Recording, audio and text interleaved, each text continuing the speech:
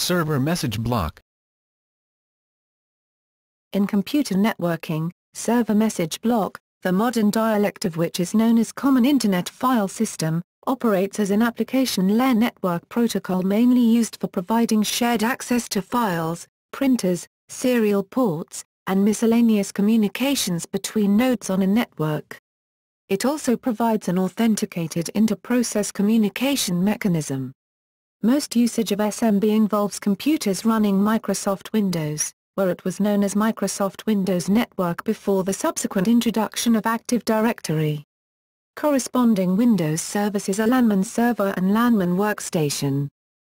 The server message block protocol can run on top of the session and lower network layers in several ways. Directly over TCP, port 445, via the NetBIOS API, which in turn can run on several transports.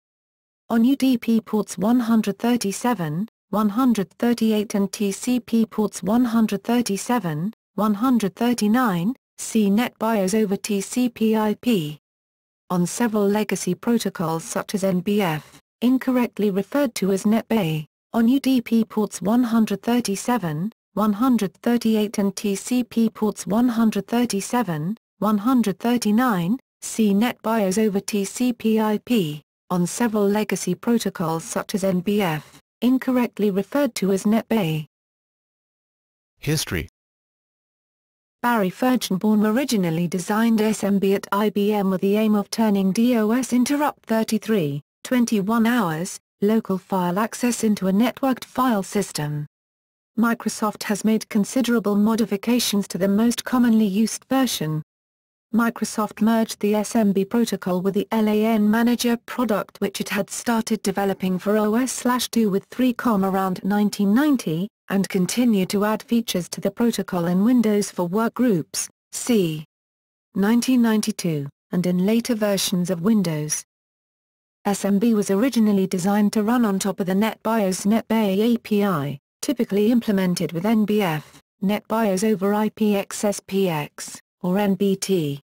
Since Windows 2000, SMB runs, by default, with a thin layer, similar to the session message packet of NBT's session service, on top of TCP, using TCP port 445 rather than TCP port 139, a feature known as Direct Host SMB. At around the time when Sun Microsystems announced WebNFS, Microsoft launched an initiative in 1996 to rename SMB to Common Internet File System, CIFS, and added more features, including support for symbolic links, hard links, larger file sizes, and an initial attempt at supporting direct connections over TCP port 445 without requiring NetBIOS as a transport, a largely experimental effort that required further refinement. Microsoft submitted some partial specifications as Internet drafts to the IETF, though these submissions have expired. The Samba project originated with the aim of reverse engineering the SMB protocol and implementing an SMB server to allow MS-DOS clients to use SMB to access files on Sun Microsystems machines. Because of the importance of the SMB protocol in interacting with the widespread Microsoft Windows platform, Samba became a popular free implementation of a compatible SMB client and server for interoperating with non-Microsoft operating systems. Microsoft introduced SMB2 with Windows Vista in 2006, and later improved on it in Windows 7, with subsequent major revisions of 2.1 and 3.0 as of 2012. Implementation. Client-server approach. SMB works through a client-server approach, where a client makes specific requests and the server responds accordingly. One section of the SMB protocol specifically deals with access to file systems, such that clients may make requests to a file server. But some other sections of the SMB protocol specialize in inter-process communication, IPC. The inter-process communication, IPC, share, or IPC$, is a network share on computers running Microsoft Windows. This virtual share is used to facilitate communication between processes and computers over SMB, often to exchange data between computers that have been authenticated. Developers have optimized the SMB protocol for local subnet usage, but users have also put SMB to work to access different subnets across the Internet. Exploits involving file sharing or print sharing in Windows environments usually focus on such usage. SMB servers make their file systems and other resources available to clients on the network. Client computers may want access to the shared file systems and printers on the server, and in this primary functionality SMB has become best known and most heavily used. However, the SMB file server aspect would count for little without the NT domain suite of protocols, which provide NT-style domain-based authentication at the very least. Almost all implementations of SMB servers use NT domain authentication to validate user access to resources. Samba. Andrew Tridgell started the development of Samba, a free software re-implementation of the SMB CIFS networking protocol for Unix-like systems, in 1991. As of version 3, 2003, Samba provides file and print services for Microsoft Windows clients and can integrate with a Windows NT 4.0 server domain either as a primary domain controller, PDC, or as a domain member. Samba 4 installations can act as an Active Directory domain controller or member server, at Windows 2008 domain and forest functional levels. Note in relation to Samba the use of the Linux CIFS utils package. Performance issues. NetBIOS. The use of the SMB protocol has often correlated with a significant increase in broadcast traffic on a network. However, the SMB itself does not use broadcasts. The broadcast problems commonly associated with SMB actually originate with the NetBIOS service location protocol. By default, a Microsoft Windows NT 4.0 server used NetBIOS to advertise and locate services. NetBIOS functions by broadcasting services available on a particular host at regular intervals. While this usually makes for an acceptable default in a network with a smaller number of hosts, increased broadcast traffic can cause problems as the number of hosts on the network increases. The implementation of name resolution infrastructure in the form of Windows Internet Naming Service, WINS, or Domain Name System, DNS, resolves this problem. WINS was a proprietary implementation used with Windows NT 4.0 networks, but brought about its own issues and complexities in the design and maintenance of a Microsoft network. Since the release of Windows 2000, the use of WINS for name resolution has been deprecated by Microsoft, with hierarchical dynamic DNS now configured as the default name resolution protocol for all Windows operating systems.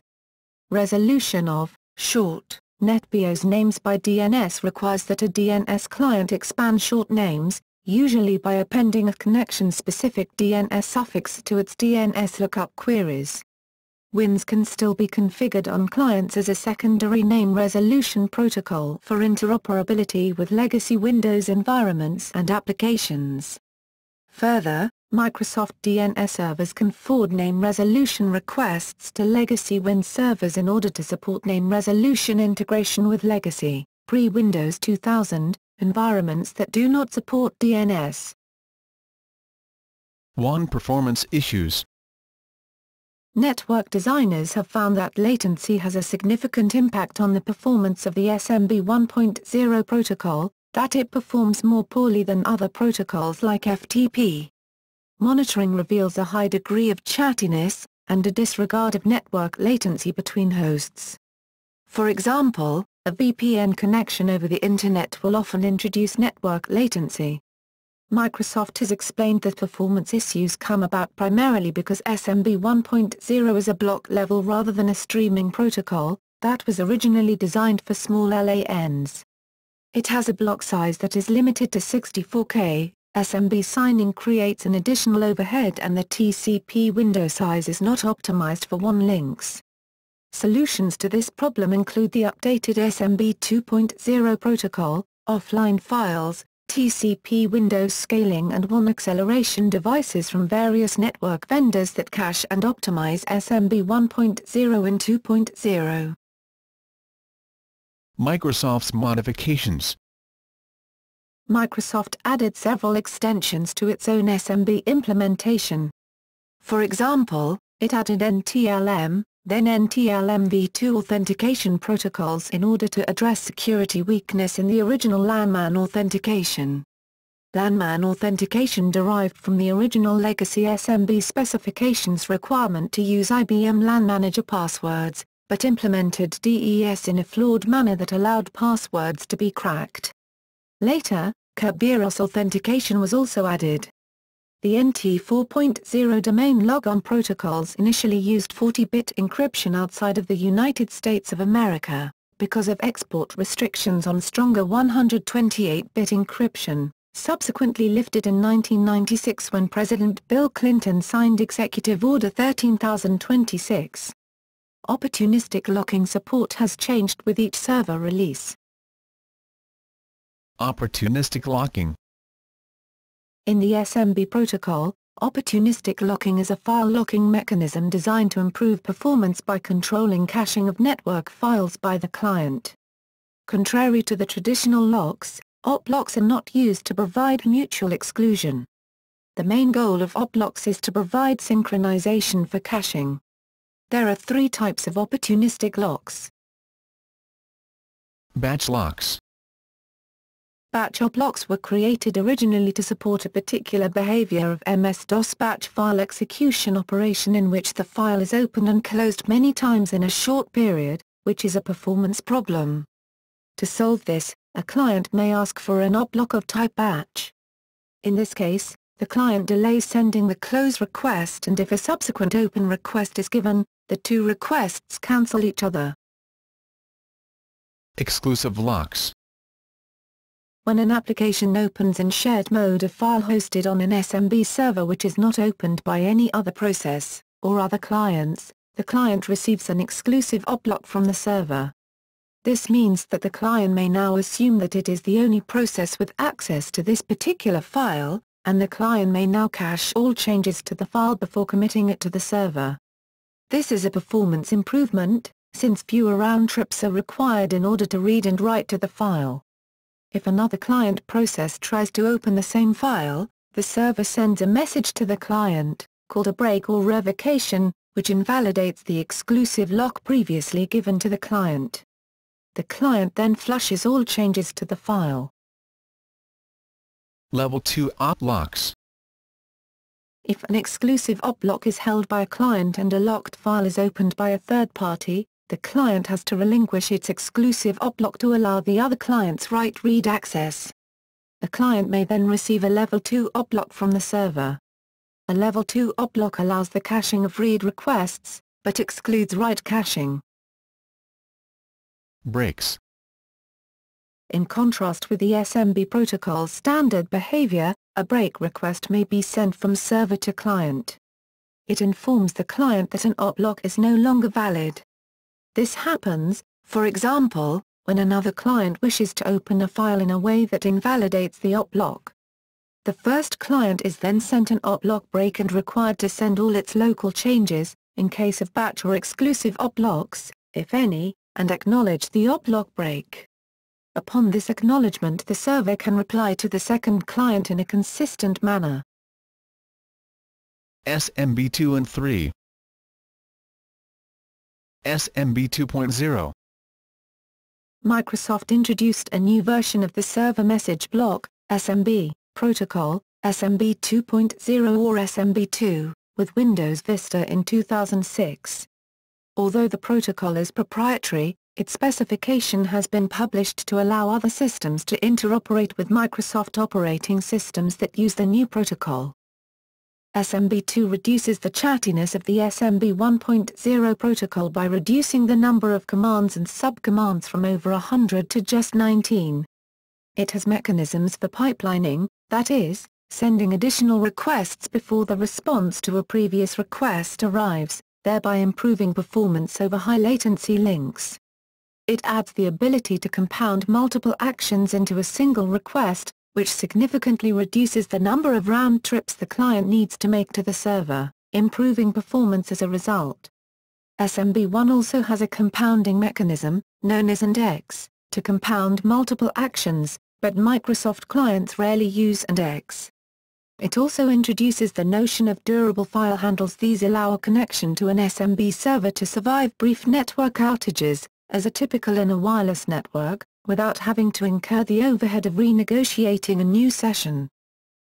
SMB2 includes support for symbolic links.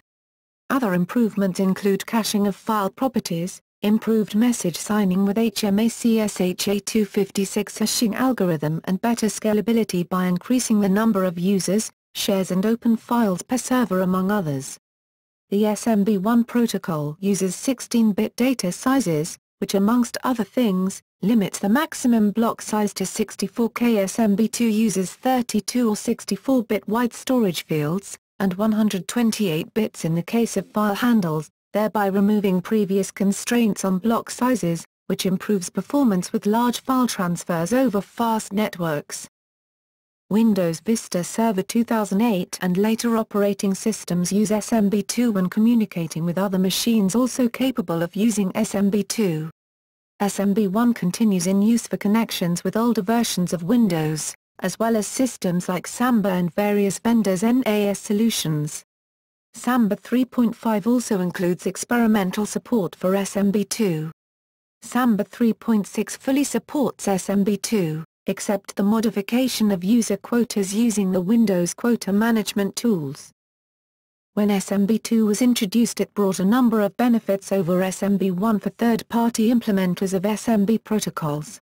SMB1, originally designed by IBM, was reverse-engineered, and later became part of a wide variety of non-Windows operating systems such as Xenix, OS/2 and VMS, PathWorks. Xopen standardized it partially. It also had draft IETF standards which lapsed. See http://ubiqx.org/sif/intro.html for historical detail. SMB2 is also a relatively clean break with the past. Microsoft's SMB1 code has to work with a large variety of SMB clients and servers. SMB1 features many versions of information for commands, selecting what structure to return for a particular request, because features such as Unicode support were retrofitted at a later date. SMB2 involves significantly reduced compatibility testing for implementers of the protocol. SMB2 code has considerably less complexity since far less variability exists. For example, non-Unicode code paths become redundant as SMB2 requires Unicode support. Apple is also migrating to SMB2, from their own Apple filing protocol, now legacy, with OS X 10.9. This transition was fraught with compatibility problems though. Non-default support for SMB2 appeared in fact in OS X 10.7, when Apple abandoned Samba in favor of its own SMB implementation called SMBX. Apple switched to its own SMBX implementation after Samba adopted GPL v3. SMB 2.1. SMB 2.1, introduced with Windows 7 and Server 2008-02, introduced minor performance enhancements with a new opportunistic locking mechanism. SMB 3.0. SMB 3.0, previously named SMB 2.2, was introduced with Windows 8 and Windows Server 2012. It brought several significant changes, such as the SMB Direct Protocol, SMB over RDMA, and SMB multi-channel, multiple connections per SMB session, that are intended to add functionality and improve SMB2 performance, notably in virtualized data centers. SMB 3.02. SMB 3.02 has been introduced with Windows 8.1 and Windows Server 2012-02. Features. The SMB Inter-Process Communication (IPC) system provides named pipes and was one of the first inter-process mechanisms commonly available to programmers that provides a means for services to inherit the authentication carried out when a client first connected to an SMB server. Some services that operate over named pipes, such as those which use Microsoft's own implementation of DCERPC over SMB, known as MSRPC over SMB, also allow MSRPC client programs to perform authentication, which overrides the authorization provided by the SMB server, but only in the context of the MSRPC client program that successfully makes the additional authentication. SMB signing. Windows NT 4.0 Service Pack 3 and upwards have the capability to use cryptography to digitally sign SMB connections. The most common official term is SMB signing. Other terms that have been used officially are security signatures, SMB sequence numbers, and SMB message signing. SMB signing may be configured individually for incoming SMB connections, handled by the LanmanServer service, and outgoing SMB connections, handled by the LanmanWorkstation service. The default setting from Windows 98 and upwards is to opportunistically sign outgoing connections whenever the server also supports this, and to fall back to unsigned SMB if both partners allow this.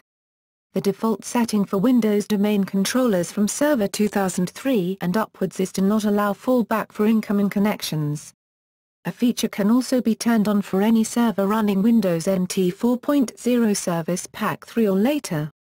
This protects from man-in-the-middle attacks against the clients retrieving their policies from domain controllers at login.